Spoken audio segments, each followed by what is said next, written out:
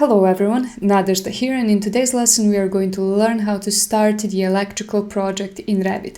We are going to learn how to link the architectural model, how to use it to set up our coordinates, our levels, our grids, and many other options. Now this lesson is not going to be so much about modeling, it is going to be a lesson about starting your project in a way that you will have the most efficient workflow for later modeling and also for later coordination with all other disciplines. Now let's begin. First, I'm going to go to the new option and I'm going to start a new project. I'm going to be using metric multidiscipline, but for Imperial it is pretty much the same process. I'm going to click metric and I'm going to click browse.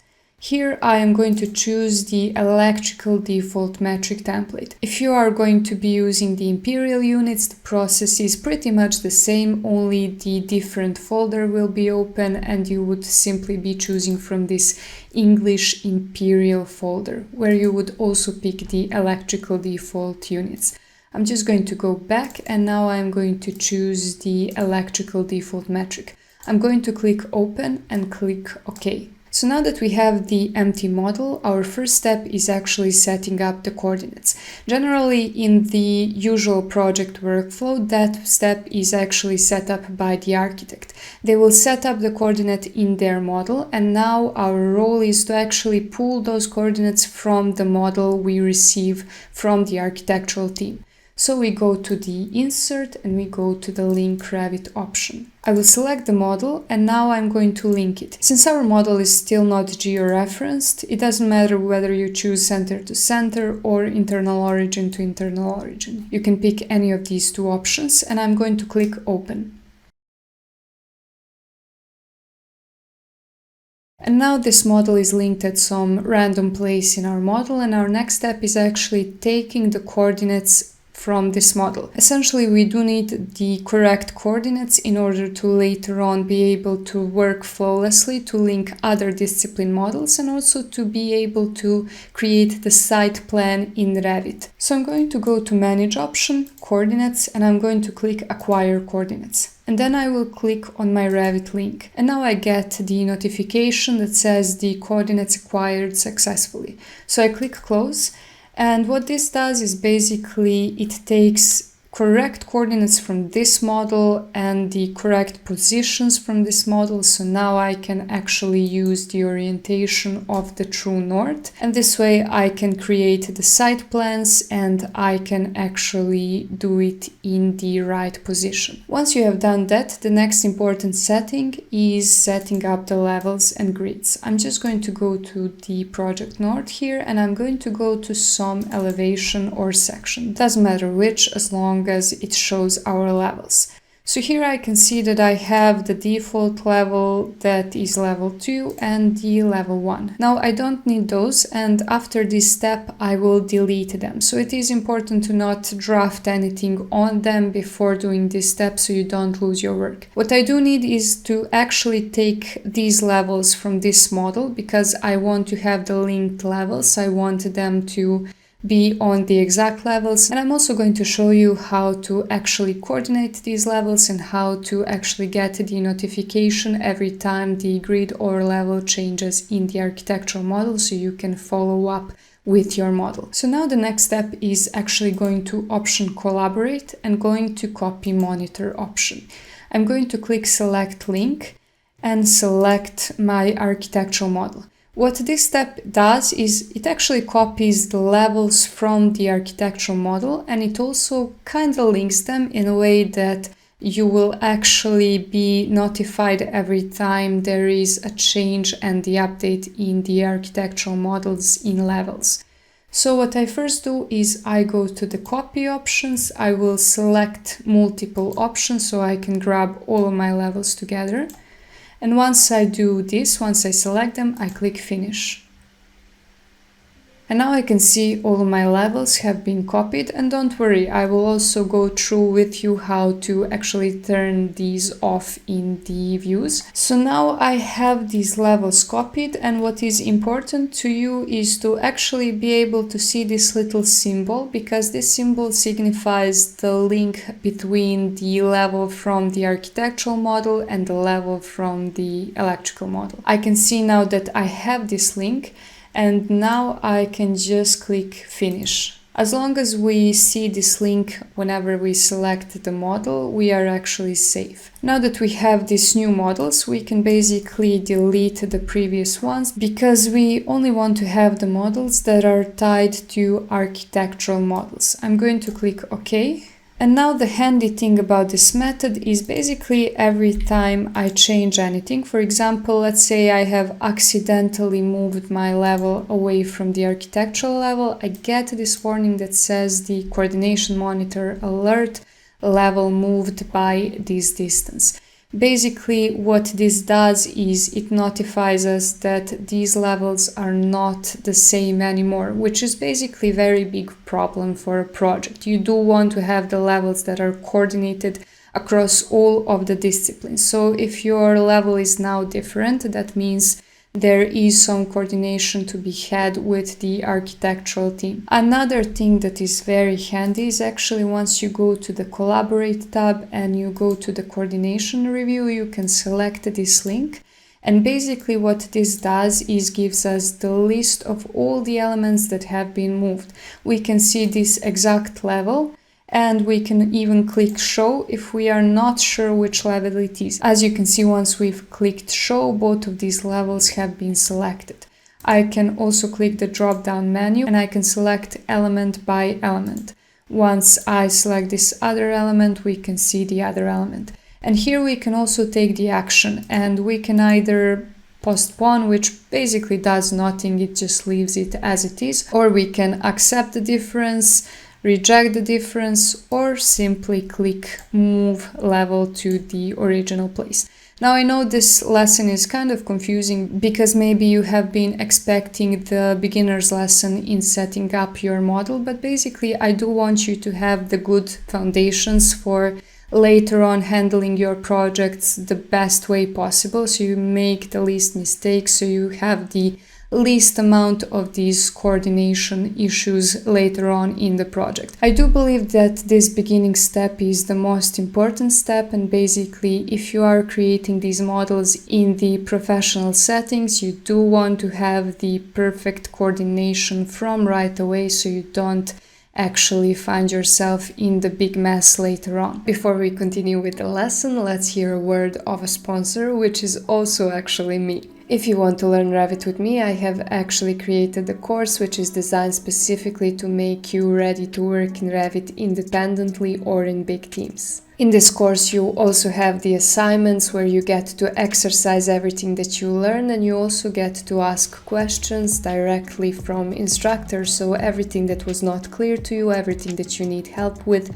I answer these questions the same day. So you don't just watch videos, but you interactively learn Revit. I have also made the special attention to the people who already have some experience but in AutoCAD, so I have made sure to actually help you transition from AutoCAD to Revit very smoothly. While this is a beginner's course, it is also very useful for people who already have some experience but want to level up their Revit knowledge. To see the course content, go to thebeamtonic.net, and I hope to see you in these lessons. So let's continue with this lesson. Since this works both ways, I'm just going to open the new Revit window and open the architectural project that we are linking, so I can show you what happens when it goes the other way, when the architectural model makes the updates. I'm opening this in the other Revit window because I don't want to unlink my architectural link. I just want to make a quick update, and then I want to actually move on with the electrical project. And now that my project course model is opened, I am just going to select this B1 level, and I'm just going to move it by some random distance.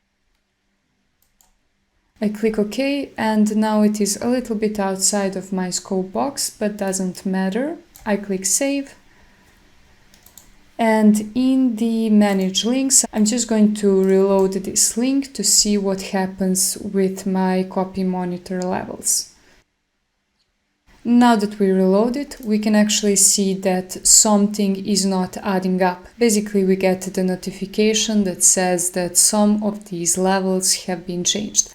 I click OK, and we can see that this level has been moved. But we can also go to the collaborate, we can go to the coordination review, select the link, and we can see that basically level was moved by this distance, and we can either leave it as it is, or we can reject this and then go into the further coordination with the architectural model, or we can click move, which basically means that we accept this change and we are basically updating our model to follow that update. So I click OK, and now as you can see, this update has been made.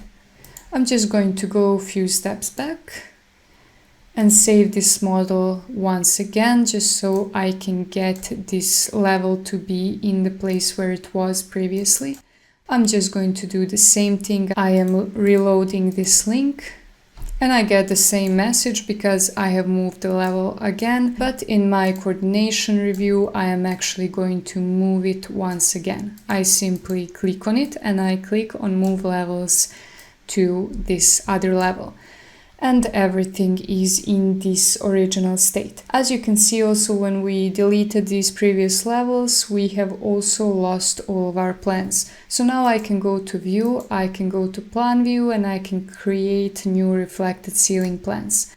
I select all of these levels that I need for my plans and I click OK. Since by default they have been added to the coordination folders, I'm just going to select all of them and I'm actually going to change the discipline to be electrical, so they can actually go to the electrical folder. And now I'm just going to do the same for the grids, because grids and levels are basically the most important elements when setting everything up. Basically, these are the elements where you absolutely don't want to have any mismatch, where you don't want to have any lack of coordination. So in the beginning, I will always copy these elements with the copy monitor.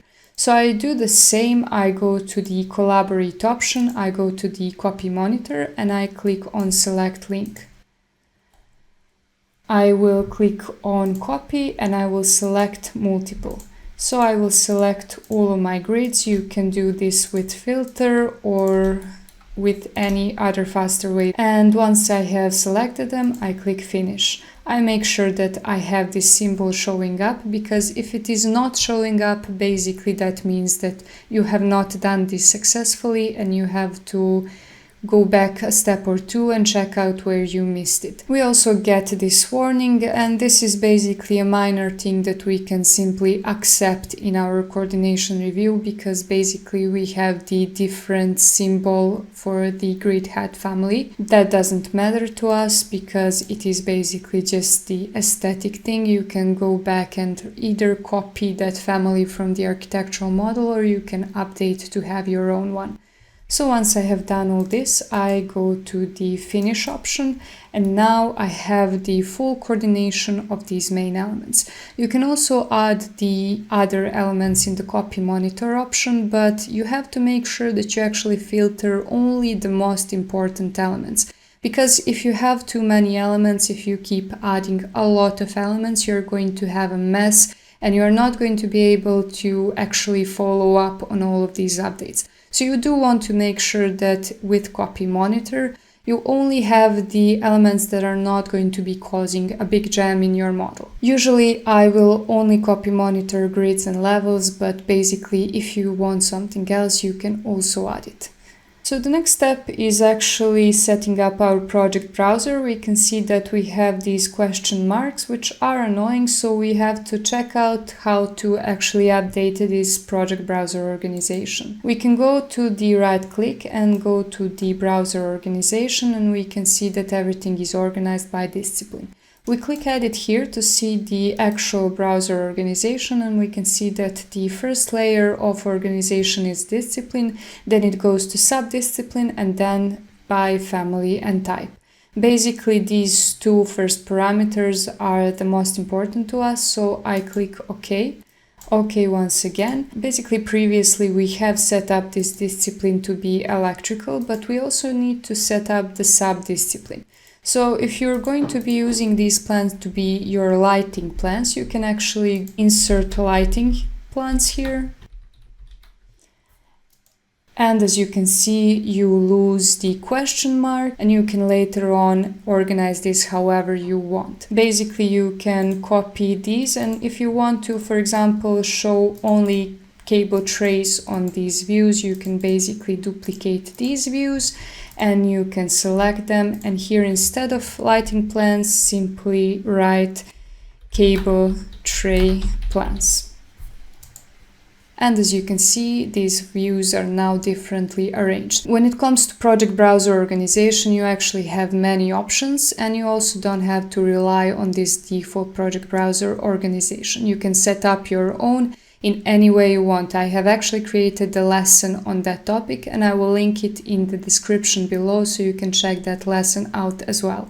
And now that all of this is set up, our next step is actually setting up the graphics, and that means basically updating the object styles, the view templates, the line styles, line patterns, line weights, etc. I actually have a full lesson on this topic and I'm going to post it in the description below. I have created the graphical settings masterclass and you can check that video out and use it to set up the graphics of your model. The only thing that we are going to do today is actually turn off the grids and levels from the linked model. As you can see now, both the architectural and electrical grids are visible, and we actually want to turn off the linked one. And to do that, I go to the visibility graphics, or I go to the template and I go to the Revit links tab and I click by host view. Instead of by host view, I'm going to choose custom and I'm going to go to annotation category. Here I also choose custom and I'm going to find the grids. I turn them off and this turns off grids of only this link.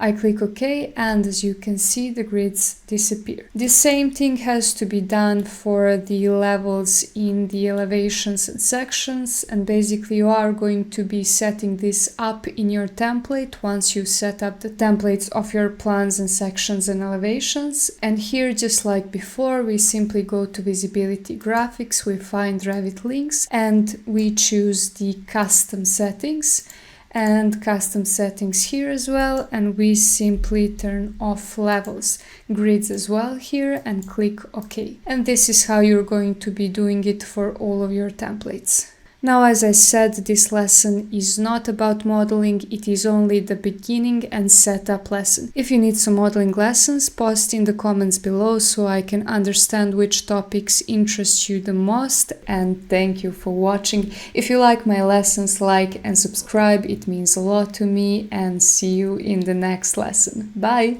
If you want to learn Revit like a pro, take a look at my architectural course through the link below. You will learn how to develop the project from concept to final design using Autodesk Revit. It is ideal for beginners, but valuable for anyone looking to build a solid foundation. By the end, you'll know how to take a design from concept to detailed documentation with confidence and clarity. You will gain a solid Revit workflow you can actually use independently or in work in larger teams in architectural studios. With almost 100 structured video lessons, it is designed to help beginners master Revit step by step. To support your progress, I've included assignments with each lesson, plus the opportunity to ask questions and receive guidance directly from me whenever you need it. This way, you're not just watching tutorials, you're actively learning, practicing, and improving every step of the way. Thank you for watching and see you in the next video.